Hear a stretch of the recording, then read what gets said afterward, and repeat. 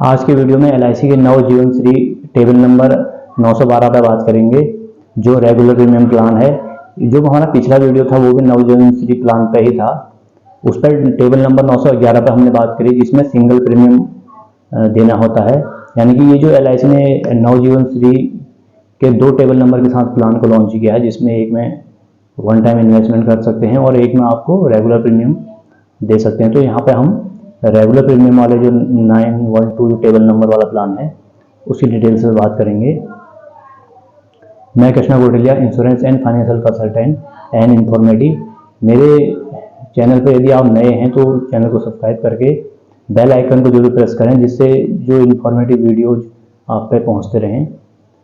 इस जो प्लान है बेस्ट सेलिंग प्लान ये इस समय हो रहा है, क्योंकि एक तो इसमें शॉर्ट टर्म जो लोग कम अवधि के लिए प्रीमियम देना चाह रहे हैं वो इसमें है, और रिटर्न जो है गारंटेड हैं और बहुत सारे राइडर्स इसमें अवेलेबल हैं। तो बहुत ही बेस्ट सेलिंग प्लान ये इस समय LIC में लॉन्च किया है। इस प्लान की जो टर्म एंड कंडीशन है उसमें देख लेते हैं। इसमें जो उम्र सीमा है वो 3 महीने के बच्चे से लेके 60 वर्ष तक के स्वस्थ व्यक्ति इस प्लान में एंटर हो सकते हैं। यानी अब इसमें जो पॉलिसी टर्म है वो है 10 साल से लेके 20 साल तक का कोई भी पॉलिसी टर्म ले सकते हैं। यानी कि 12 साल, 15 साल, 18 साल, जितना चाहें उतने साल के लिए पॉलिसी ले सकते हैं। साथ में इसमें जो प्रीमियम देने का यानी कि किस्त देने का जो ऑप्शन है वो 6 साल, 8 साल, 10 साल और 12 साल, इस हिसाब से वो प्रीमियम दे सकते हैं ना। 10 साल के लिए अपना पॉलिसी टर्म ले रहे हैं तो उसमें केवल 6 साल ही प्रीमियम देने का ऑप्शन भी इसमें मिल सकता है। यानी कि जो कम साल के लिए प्रीमियम देना चाह रहे हैं उनके लिए भी ये ऑप्शन अवेलेबल है। बात करते हैं जो सम एश्योर्ड है वो कम से कम 5 लाख का है, अधिकतम की कोई लिमिट नहीं है, आप अपनी इनकम के अकॉर्डिंग ले सकते हैं। और प्रीमियम को जमा करने के लिए सालाना, छमाही, तिमाही और मंथली मोड पे आप जमा कर सकते हैं। सालाना और छमाही में 2% और 1% की रिबेट रहेगी।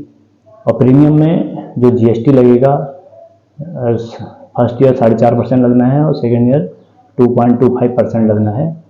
अब इसका जो रिस्क कवरेज लेने के लिए इसमें 2 ऑप्शन दिए गए हैं। यानी कि जितना आपका बेसिक सम एश्योर्ड है उसका 7 गुना आप ले सकते हैं और उसका 10 गुना आप ले सकते हैं। यदि आप ज़्यादा रिस्क कवरेज चाह रहे हैं तो 10 गुना वाले ऑप्शन में भी जा सकते हैं।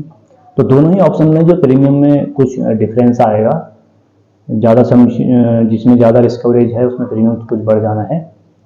तो इस तरीके से आप इसमें ले सकते हैं। अब बात करते हैं प्रीमियम, हम देख लेते हैं कि इसमें कितना प्रीमियम आ रहा है। एक एग्जाम्पल से हम देखेंगे।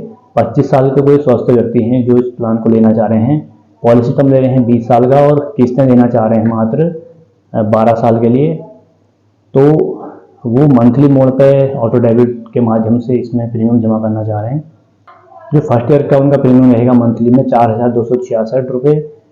सेकेंड ईयर से प्रीमियम उनका मंथली हो जाएगा 4,174, क्योंकि सेकेंड ईयर से जो GST का परसेंटेज कम हो जाना है, तो आगे को प्रीमियम यही रहनी है 4,174 रुपये।